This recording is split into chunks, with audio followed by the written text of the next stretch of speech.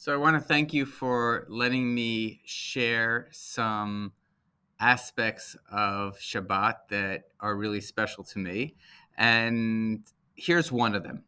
So many of you who have been part of the lower school know that there's this thing called holy hand washing, right? We wash our hands before we eat our bread or our challah. Now, I know that this is supposed to happen every time we eat our bread. We're always supposed to wash. But for some reason, um, on Shabbat, it becomes really extra special because everyone is eating at the same time, and everyone knows that you you're once you wash, you are not allowed to speak until you eat your bread. And of course, bread is eating the challah is very significant.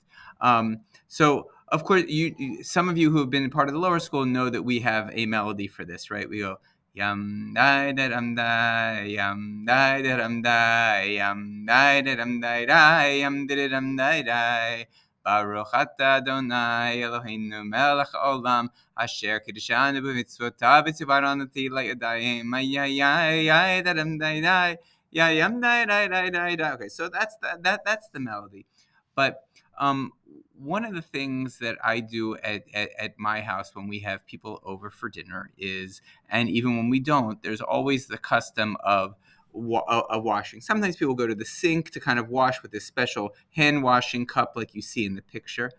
But I like to go around the table and wash people's hands for them. And as the head of the house, and it always feels like a very, very beautiful moment when I can walk around and we're always singing a nigun, a song without words, as we go around and do that hand washing, and I'm washing everyone's hands for them. I feel a little bit like a servant at that moment, but I feel like I am serving a kind of a higher power, serving like to for the joy of Shabbat, that someone is serving them to make sure they have a beautiful Shabbat. I will tell you another really fun aspect of this little moment is that is when we were younger. So one of the rules about washing is that you want to make sure that you wash your entire hand.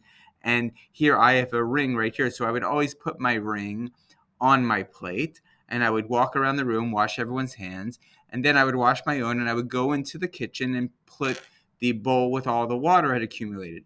And then when I would come back, my ring would be gone. So my kids had hid my ring somewhere on the table, the Shabbat table, and I would have three guesses to guess. And of course, I couldn't speak because we hadn't done motzi yet. But that was always a really fun moment in my life and in my children's life and my family's life as my children were younger. And maybe, who knows, maybe you'll take on that tradition as well.